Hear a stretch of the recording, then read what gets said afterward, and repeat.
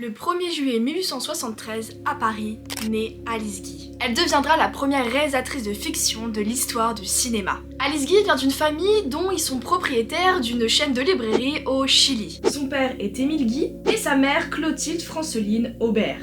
Elle naît à Paris et est confiée directement à ses grands-parents puisque ses parents retournent au Chili. C'est seulement à l'âge de 3 ans qu'elle va rejoindre ses parents au pays et va apprendre l'espagnol. Malheureusement, à l'âge de 6 ans, elle doit revenir en France et est mise dans une pension. Pendant qu'elle est en pension, malheureusement au Chili, ça se passe pas du tout comme prévu pour la famille. La chaîne de librairie fait faillite et ils sont de nouveau obligés de revenir en France. Beaucoup de malheurs va s'enchaîner pour cette famille. Déjà la faillite de l'entreprise comme je vous l'ai dit, en même temps le décès de son frère à l'âge de 17 ans et par la suite le décès de son père. Alice va être alors très rapidement obligée à travailler puisque la famille est en manque d'argent. Elle va alors se tourner vers l'industrie de la photographie. En 1894, elle entre comme sténodactylographe au comptoir général de la photographie. Une profession qui est toute récente à l'époque et vous allez vous demander mais qu'est-ce que c'est que ce métier? C'est une personne qui est là pour écrire aussi rapidement que la personne qui est en train de parler. C'est ainsi qu'elle va devenir la secrétaire de Léon Gaumont. Léon Gaumont, vous savez très bien c'est qui et on pourra même peut-être faire une vidéo sur lui au cas où.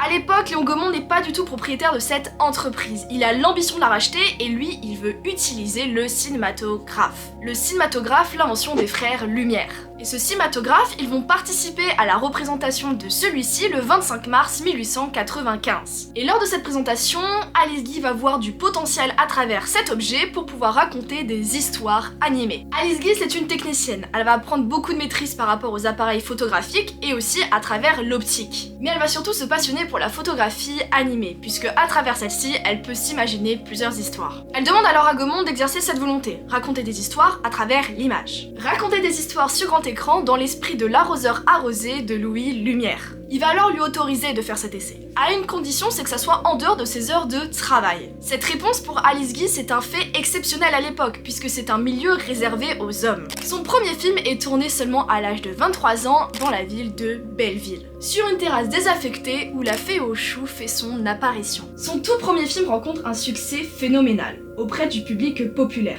qui s'entasse alors dans les baraques foraines pour voir la nouvelle invention. Après ce premier succès, Léon Gaumont lui fait énormément confiance et va même lui donner la tête d'une direction. La direction d'un service spécialisé dans les vues animées de fiction. Elle va être alors nommée directrice du service de théâtre de prise de vue. Elle va être chargée de lire les scénarios, convoquer les artistes, les figurants et même superviser la création des décors. Elle va tourner elle-même ses premières pellicules, faisant d'elle une cadreuse incroyable, et en même temps va choisir ses propres collaborateurs. Comment vous dire qu'à l'époque c'est vraiment super rare ce genre d'occasion, puisque comme je vous l'ai dit, ce milieu était très réservé aux hommes. Donc on peut déjà l'applaudir un petit peu.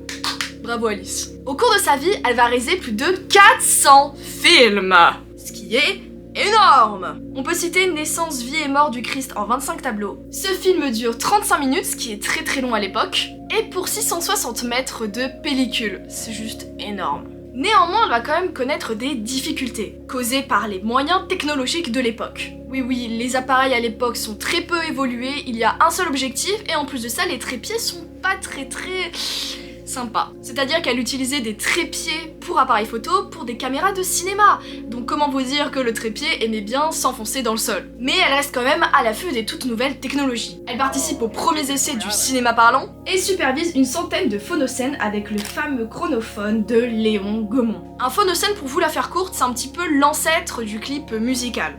Et le chronophone, c'est la synchronisation des appareils cinéma avec le phonographe. C'est-à-dire l'appareil qui permet de filmer et l'appareil qui permet de prendre l'audio. Il n'existe pratiquement plus des copies de ses propres films. Mais il est reconnu que son ambition était de distraire le public. Elle va inventer des histoires drôles ou alors même dramatiques. Dès 1909, elle entreprend la réalisation de Esmeralda, une adaptation du roman de Victor Hugo, Notre-Dame de Paris. Elle réalise aussi des films au message puissant. En 1906, elle réalise le film Les résultats du féminisme. Ce film est une caricature totale de la société de l'époque. D'un côté, les hommes prennent la place des femmes, c'est-à-dire qu'ils sont à la cuisine, ils s'occupent des enfants, machin. Tandis que les femmes sont à la place des hommes, elles boivent, elles rigolent, machin, vous avez compris. Mais à la fin, les hommes arrivent à se rebeller et reprennent leur place masculine. Beaucoup de gens disent que c'est Léon Gaumont qui a imposé cette fin à ce film. Et vu l'industrie à l'époque, c'est peut-être le cas. Alice Guy adore expérimenter plein de choses, dont les trucages. Elle cache certaines parties de l'image, elle va apprendre la double exposition, elle va apprendre à faire des bobines en arrière, elle va apprendre le ralentissement, les fondus enchaînés et encore j'en passe. Et aujourd'hui, tous ces procédés font partie de l'écriture filmique. Comme quoi, elle a marqué l'histoire du cinéma. Alice Guy, en 1907, se marie avec le célèbre caméraman Herbert Blaché et va alors le suivre aux États-Unis. Son mari est chargé par Léon Gaumont de commercialiser le chronophone. Pendant que son mari est en train de vendre cette toute nouvelle innovation, elle va entamer une carrière de productrice indépendante. Ainsi, à New York, elle ouvre sa première production indépendante, la Solax Company. À l'époque, il faut savoir, c'est que toute l'industrie cinématographique se trouve vraiment à New York. On n'est pas encore vraiment à l'époque de Hollywood où toutes les stars vont à un moment s'y rendre. Pendant la Solax Company, elle dirige entre 40 et 50 films et supervise plus de 300 autres. 300 films, c'est énorme. Sa production est un succès. Pour vous dire à quel point c'est un succès, elle va construire son propre studio. Elle va fonder aussi sa compagnie d'acteurs, la Solax Stock, et elle met en scène ce qui se vend au mieux aux États-Unis, des westerns, des films militaires et des films d'aventure. Un des films, je pense, le plus marquant pour l'histoire de l'Amérique au niveau cinématographique, c'est le film A Fall and His Money, sorti en 1912. Pourquoi ? Parce que c'est le premier film avec seulement des acteurs afro-américains dedans. Quand je vous dis qu'elle essaye de faire passer des messages politiques à travers ses films, bah ça par exemple c'est un très bel exemple. Comme quoi tout le monde a sa place dans le milieu du cinéma. Je sais, elle a l'air de vivre le rêve américain. Mais malheureusement, comme tout le monde, ça arrive d'avoir quelques petits malheurs. Elle va connaître des investissements hasardeux, les infidélités de son mari, le divorce, la maladie... Ça fait beaucoup. Mais le plus important pour sa carrière cinématographique, ça va être le déplacement de l'industrie à Hollywood. Tous ces événements vont signer la fin de Solax Company. Par la suite, son studio est détruit en 1922 et Alice Guy tente sa chance à Hollywood, mais c'est un échec. Son dernier film a été réalisé en 1920. Plus rien ne l'empêche de rester aux États-Unis. Son choix est alors de rentrer en France. Elle rentre en France et elle pense encore que l'univers cinématographique français va vouloir d'elle. Malheureusement, c'est pas le cas. Alors vous allez vous demander, mais qu'est-ce qu'elle fait alors quand elle rentre en France ?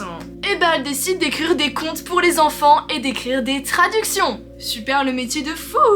Comme je vous ai dit tout à l'heure, la plupart de ces films ne sont plus du tout disponibles. Aucune copie n'a été effectuée. Et pour les certains films qui ont pu être retrouvés, c'est-à-dire une centaine, beaucoup de gens s'attribuent le mérite d'avoir réalisé ce film. Alors que c'est Alice Guy.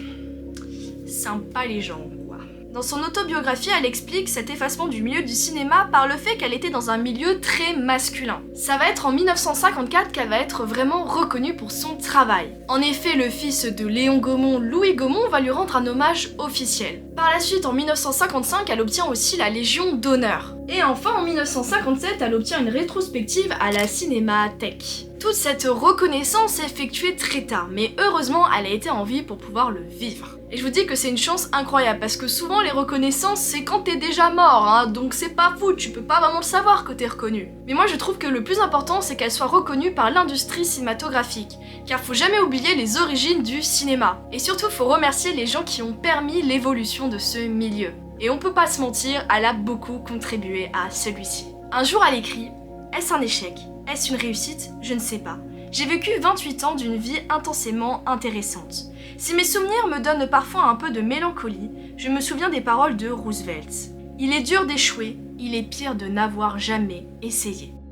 Et c'est ainsi qu'Alice Guy meurt en 1968.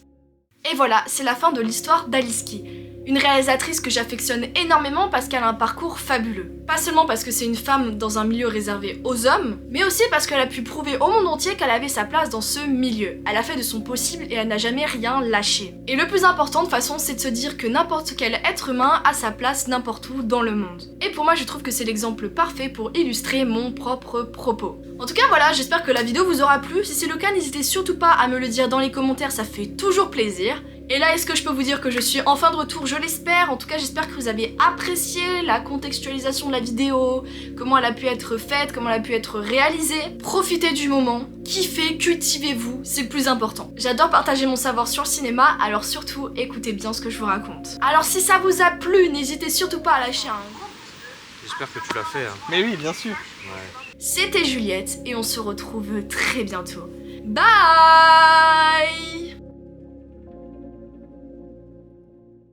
Mais Ça fait combien de temps que t'es là? oh, mais ça fait un petit moment. Hein. Est-ce que t'as aimé la vidéo?